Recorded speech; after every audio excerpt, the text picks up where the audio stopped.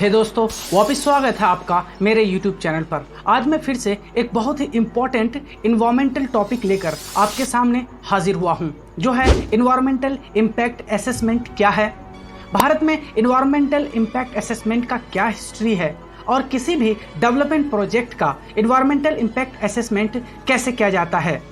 इस वीडियो में आपको इन सारे सवालों के जवाब मिलेंगे, इसलिए आप इस वीडियो को पूरा देखिए ताकि आपको कंप्लीट इन्फॉर्मेशन मिल सके। चलिए शुरू करते हैं।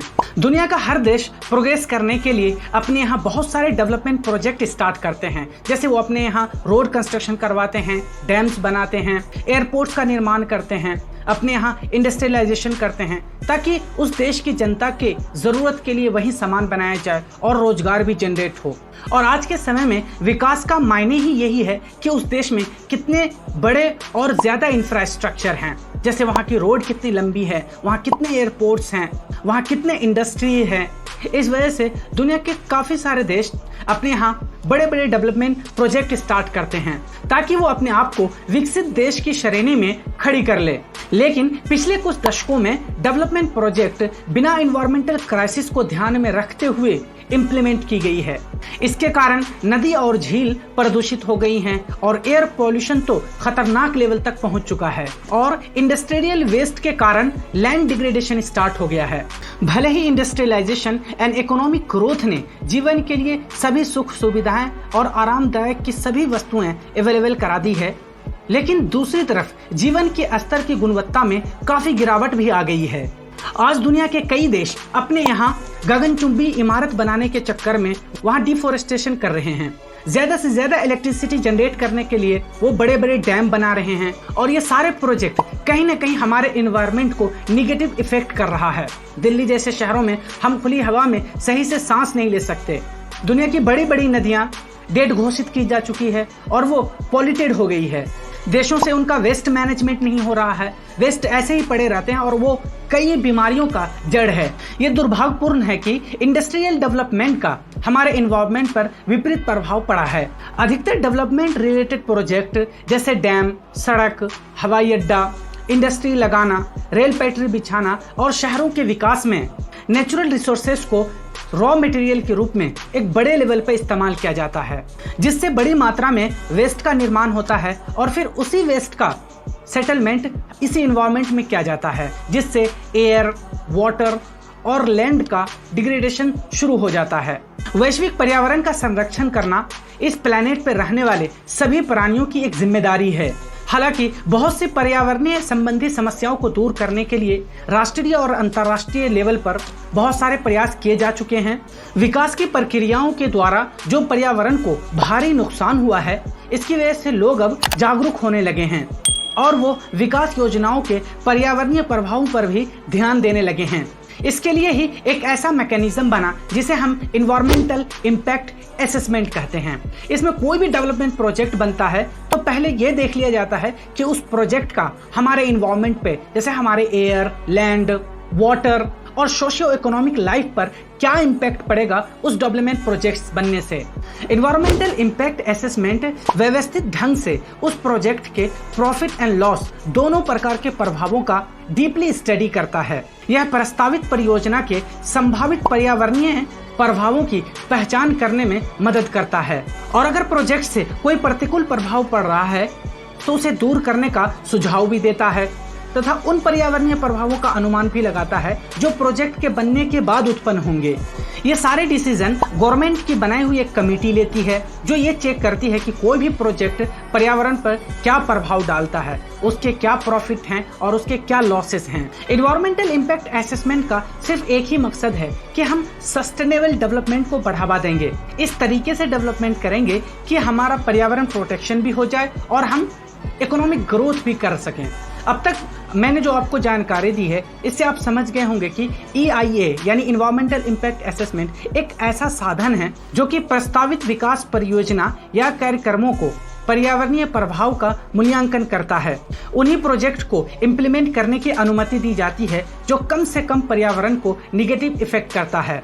अब किसी भी प्रोजेक्ट के लिए पर्यावरण अनुमति लेना एक आम बात हो गई है। चलिए अब मैं आपको ये बताता हूँ कि पर्यावरणीय प्रभाव आकलन की शुरुआत कहाँ से हुई थी। पर्यावरणीय प्रभाव आकलन का कॉन्सेप्ट 1969 में संयुक्त राज्य अमेरिका के इन्वायरमेंटल पॉलिसी एक्ट में इसका जिक्र हुआ था। संयुक्त राज्य अमेरिका में नेशनल इन्वायरमेंट पॉलिसी एक्ट के लागू होते ही फ्यूचर में होने वाले जितने भी प्रोजेक्ट थे सभी के लिए इन्वायरमेंटल इम्पैक्ट असेसमेंट कराना जरूरी कर दिया गया था। अब कोई भी प्रोजेक्ट को इम्प्लीमेंट करने से पहले उसका पर्यावरणीय आकलन करना जरूरी था। इसके बिना किसी भी प्रोजेक्ट को स्टार्ट करने की परमिशन नहीं थी। इसका प्रभाव दुनिया के अदर डेवलप देशों पर भी पड़ा और न्यूजीलैंड, ऑस्ट्रेलिया और कनाडा ने भी इस मैकेनिज्म को अपने यहाँ अपना लिया। भारत में इन्वायरमेंटल इम्पैक्ट असेसमेंट की शुरुआत 1977 में हुई, जब योजना आयोग ने साइंस एंड टेक्नोलॉजी डिपार्टमेंट को एक रिवर वैली प्रोजेक्ट को इन्वायरमेंट दृष्टिकोण से असेसमेंट करने को कहा। 1994 तक केंद्र सरकार के द्वारा इन्वायरमेंट क्लियरेंस एक प्रशासनिक निर्णय हुआ करता था, लेकिन सितंबर 2006 में ministry of forest and environment ने इन्वायरमेंटल इम्पैक्ट असेसमेंट नोटिफिकेशन जारी करके अनेक परियोजनाओं जैसे mining, power plant, river valley, infrastructure तैयार करना जैसे रोड्स, हाईवे, पोर्ट्स और एयरपोर्ट्स, इनसे रिलेटेड प्रोजेक्ट को इन्वायरमेंटल इम्पैक्ट असेसमेंट कराना जरूरी कर दिया गया। अब तो वर्ल्ड बैंक और एशियन डेवलपमेंट बैंक भी उसी प्रोजेक्ट को फाइनेंस करते हैं जो इन्वायरमेंट क्लियरेंस प्राप्त कर लिया हो। पर्यावरणीय प्रभाव आकलन में 9 चरण होते हैं और प्रत्येक चरण में उस प्रोजेक्ट का कॉम्प्रिहेंसिव रूप से स्टडी किया जाता है। जैसे प्रोजेक्ट बनने के दौरान क्या इन्वायरमेंटल इफेक्ट होगा, प्रोजेक्ट बनने के बाद कौन कौन से पर्यावरणीय प्रभाव उत्पन्न होंगे, इन सभी को एक कमेटी जांच करती है जिसे केंद्र सरकार के द्वारा गठित किया गया है।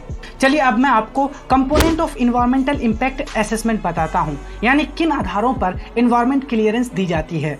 सबसे पहला है एयर इन्वायरमेंट। जहाँ पे ये प्रोजेक्ट बन रहा होता है वहाँ के 7 से 14 किलोमीटर की परिधि की वायु चेक की जाती है। अभी उस एयर का क्या कंडीशन है, जैसे वायु का टेम्परेचर क्या है, वायु की गति क्या है, वायु में नमी कितनी है, ये सब चेक किए जाते हैं और ये अंदाज़ा लगाया जाता है कि इस प्रोजेक्ट के बनने के बाद उस जगह की वायु पर क्या इफेक्ट पड़ेगा। अगर वो प्रोजेक्ट उस जगह की वायु को खराब कर रहा है, उसे प्रदूषित कर रहा है, तो ऐसे प्रोजेक्ट को बंद कर दिया जाता है। सरकार ऐसे प्रोजेक्ट को परमिशन नहीं देता कि वो इम्प्लीमेंट करे। दूसरा कंपोनेंट है इन्वायरमेंटल इम्पैक्ट असेसमेंट का साउंड या नॉइज इन्वायरमेंट। जिस जगह प्रोजेक्ट बन रहा होता है उस जगह की नॉइज क्या है, उस जगह की शोर का वर्तमान स्तर क्या है और प्रोजेक्ट बनने के बाद उस जगह की शोर का अनुमानित स्तर क्या होगा, तथा नॉइज पॉल्यूशन को कम करने के लिए बहुत सारे सुझाव दिए जाते हैं और ये अनुमान लगाया जाता है कि प्रोजेक्ट के बनने के बाद उस जगह की साउंड या शोर का क्या स्तर होगा। अगेन, अगर वो प्रोजेक्ट किसी रेसिडेंशियल एरिया के आसपास बन रहा है तो वहाँ पे ऑटोमेटिकली अगर शोर बढ़ गया तो वहाँ के लोगों के रहने लायक वो जगह नहीं होगी। इस वजह से उस प्रोजेक्ट को बंद कर दिया जाएगा अगर वो ज़्यादा नॉइज या साउंड पोल्यूशन कर रहा है तो। तीसरा कंपोनेंट है वाटर इन्वायरमेंट। प्रस्तावित परियोजना के क्षेत्र में मौजूद सरफेस और ग्राउंड लेवल वाटर की क्वालिटी और क्वांटिटी चेक की जाती है और इस परियोजना के बनने से उस जगह के जल पर क्या प्रभाव पड़ेगा।